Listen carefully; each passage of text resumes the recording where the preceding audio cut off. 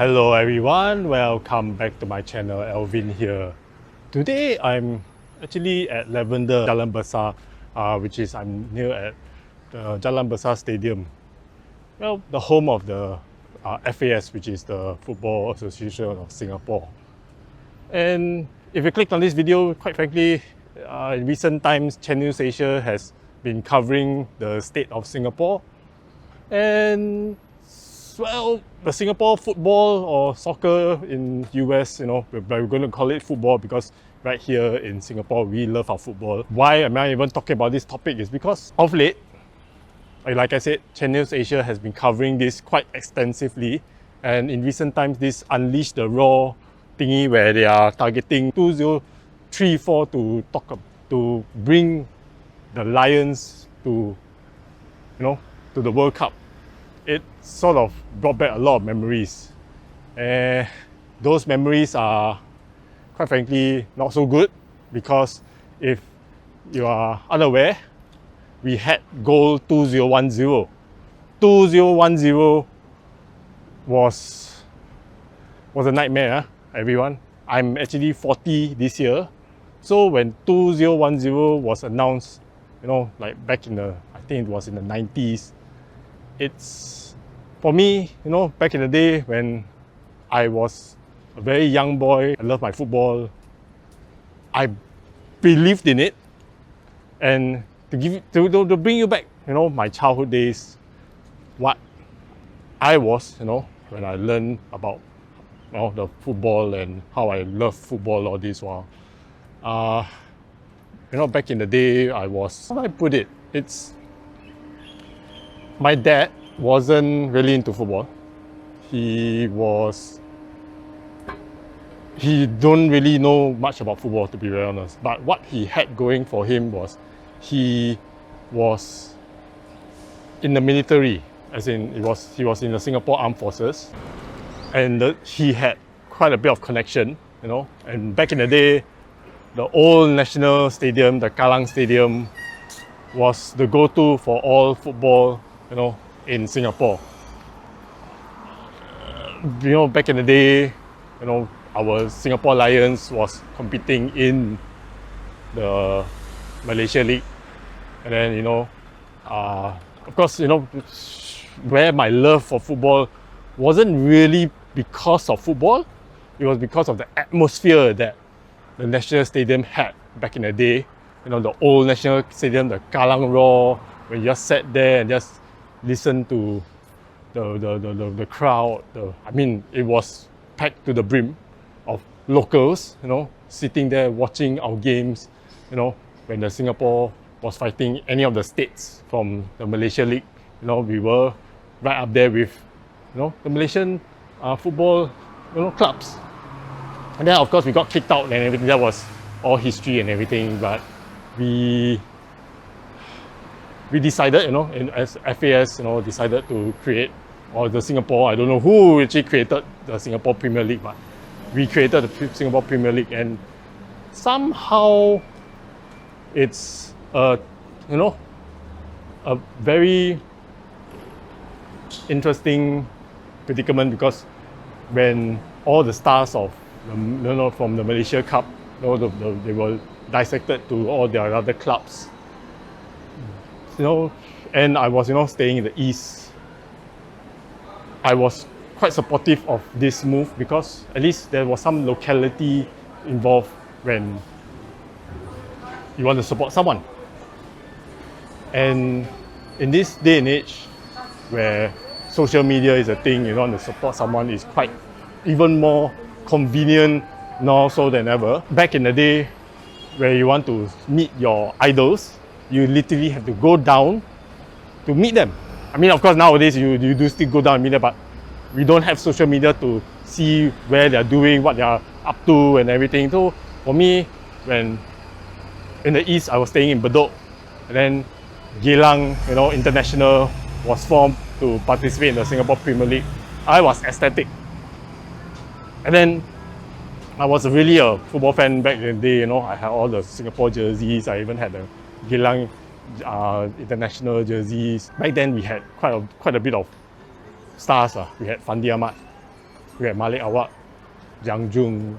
I mean, if you're in my age group, you roughly know.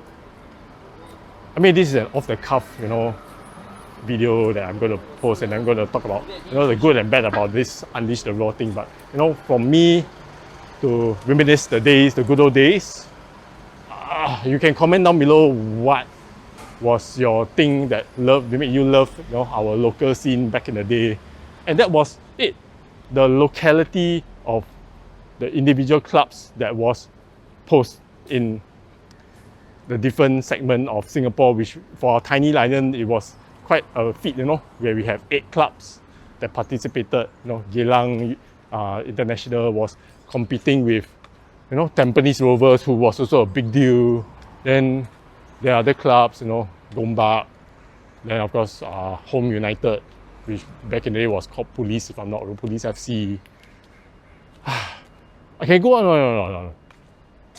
The point I'm making is, what's the good back then when we had Goal 2010? Goal 2010 was something that, when I was very young, it felt very attainable, very true, very real. Because when we got out of the Malaysia League, formed our own Singapore Premier League, with all the stars that was with us, in the league itself, we had a goal in mind. And then of course, Ma Bao Tan, who was the then, if I'm not wrong, the sports minister or someone that was helming right up there, he was really into it. But I don't know what thing or what incident, what made it fell apart. Of course, Goal 2010, back in the day, to reach the World Cup, much as a lot of people were criticizing it back in the day, it's something that, to a young boy, there was dreams. So coming back to now, Unleash the Raw. What's the good in it? If you watch the Channel News Asia broadcast, 2 in fact, they actually did one with our now sports minister, Edwin Tong. They did a very long video interview with him, with some of the broadcasts, the news side, and then of course the coaching side of things. They went in depth what the hell was Unleash the Raw, what's good in it, and rightfully so. Back in the day, there wasn't really such a thing. We actually did the opposite. We were actually nurturing talents from overseas, and then that's where you have, Daniel Bennett. I think Jiang Jung was around also, but that didn't pan out well because yes, they were foreigners, but they're considered foreigners to us. So for me, right now, who I'm still loving football, I support Arsenal Football Club, who also has gone through quite a bit of trials and tribulation to where they get they are today, and they still haven't won any trophies. They won a few here and there, with the various managers, after Arsene Wenger. But here lies the issue. They had a goal. The goal was to make Arsenal profitable without the wealth generated from all the tycoons, the oil tycoons, all the big money that was coming in, like your Chelsea FC back in the day, and now, of course, now Manchester City, which is owned by one, I think, Saudi Arabia tycoon company. I don't know who are they owning, and they're, going after, they're trying to defray the 100 over FA charges, which I think they will do. They've delayed it so long, but I don't know what's going on with that. But again, Arsenal was something I truly believed in because I resonated well with them.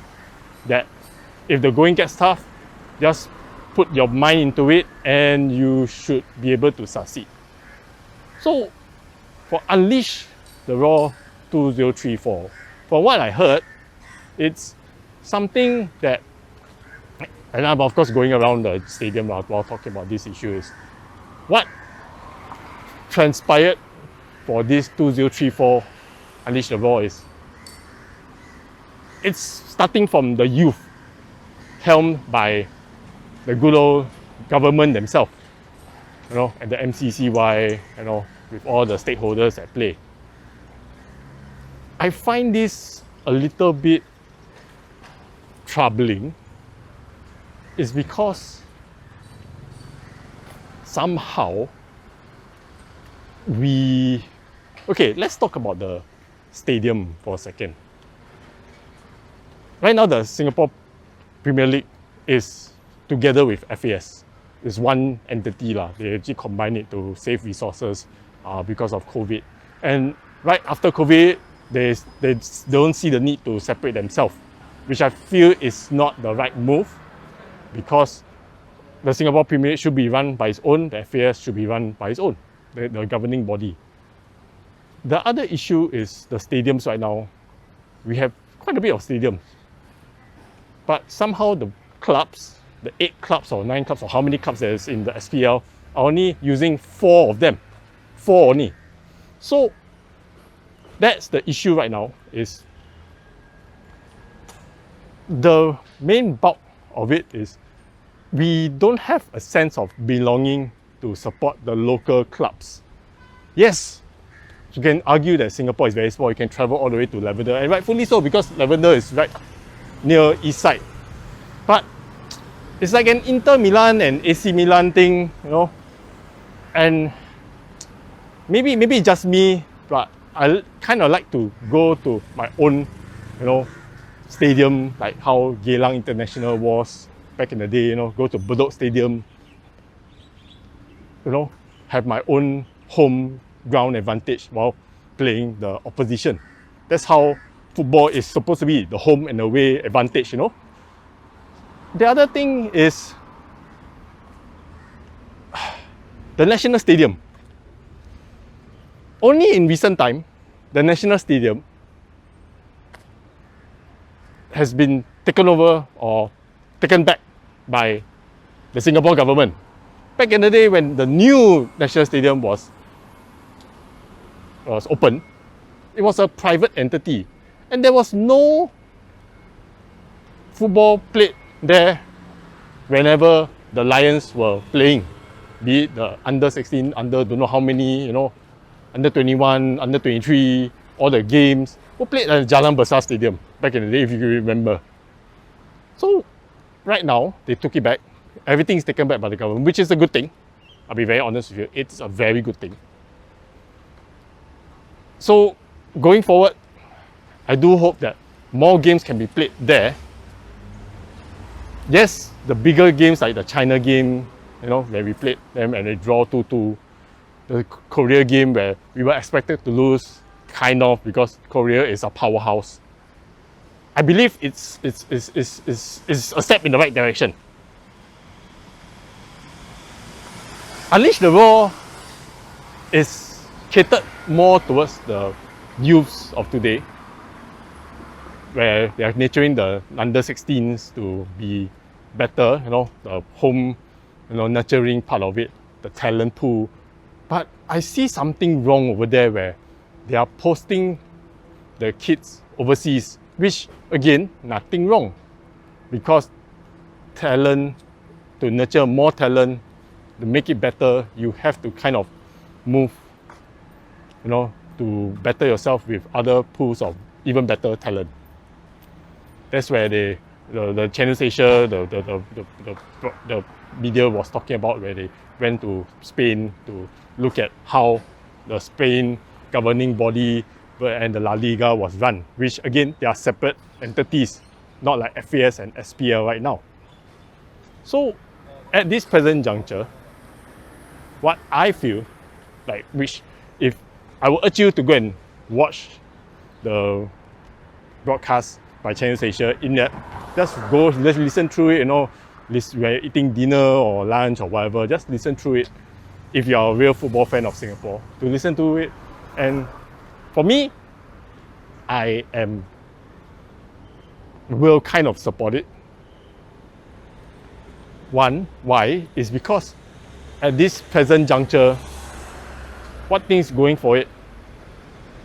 The men's game and the women's game, which now is more prevalent than ever, we can step up the women's game.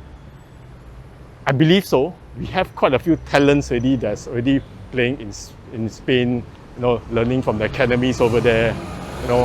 And then the issue which I have for the men's sport is the national service that is going to impede in their longevity in the football sport in Singapore. I mean, if you still remember, we have one very good talent who's with Fulham, and the dad just don't want him to come back. He chose, I mean, for his son, he chose to not come back for him to participate in our national service, which is again, if you are Singaporean, local born, you have to serve national service, and his father didn't want him to because he feels that it will impede in the national service. And this national service thingy is something that has been catching up or really making a dent in our football scene all this while. And one can argue, yes, why Korea can do it and why we are not embracing it. Korea, if I read it correctly, they're quite lenient when it comes to, especially when it comes to the talents that are in, doing their thing, for sports or for entertainment. And of course, the usual, they don't just cater only to the talents, they also give leeway for all citizens, for the men to serve their national service or to participate in it until the age of, if I'm not wrong, or 28, if I'm not wrong. That's where I believe something's got to give for the national service part of our issue. And I've served my national service, back in the day, and I know what's at stake when it comes to the national service. You actually really put your time and effort, going to camp and everything, do your service to the country, and that 2 years plus. I mean, now I don't know how many years is it, but I believe it's at least also 2 years. For the young ones, when they are at their peak at 18, 19, to be stepped down to do national service at their peak, it's something that needs to be addressed. If Korea can address it, I believe Singapore can do it in part from the government to help along with our talent pool. And if they are really sincere in doing so, they shouldn't stop at just unleash the raw, leaving them with the academy and that's about it. Anyway, I'm opening this topic out on my YouTube channel, not to say anything about the FAS, not to say anything about the government. I know they are trying their best, to do something for the sport, which they are putting a lot of money into, I think in the Channel Asia, they are talking about that. They actually put the money from tote board, giving to the sport. It's actually one of the highest, amongst all the sports, so to speak. So I'm putting it out to the floor to you guys, to comment down below, talk about it, or even leave your thoughts at Channel Asia, which there were a lot of comments, talking about, the state of our football scene, which if you read each and every one of them, they all made a very good point, all to their own way of thinking. And I believe that if many of us put our comments, our thoughts on this matter as Singaporeans, who love our football and want our Singapore, football scene to grow better, it is in the doldrums right now. So comment below, and yeah, I'll just leave you at that as I make my way away from the stadium, as again, the Jalan Besar Stadium is just one of the smaller stadiums in Singapore, which I already went 2 rounds talking to you, while holding this camera. So I mean, I could have done it at the National Stadium, but because the FAS governing board is at the Jalan Besar Stadium, so that's the reason why I'm here, and of course partly because my workplace is just around the corner at Kitchener Complex, if you've seen my other videos. So thank you everyone for watching, comment below and do your part, just make a change by having a voice in this matter, because I think having more voices, concrete, good, words of encouragement for the boys and the girls who are representing Singapore, I believe something can be done, you know, at least for the next 10 years. Now it's already 2024 to 2034, and then we'll see how the progression down the road. Because we still have the SEA Games, we still have the ASEAN Games, we don't know what games they're playing in, you know, AFC Cup, you know. All these needs to be at least fighting among the top before we can even talk about the World Cup. So anyway, take care everyone. I'll see you everyone. Take care. Bye-bye.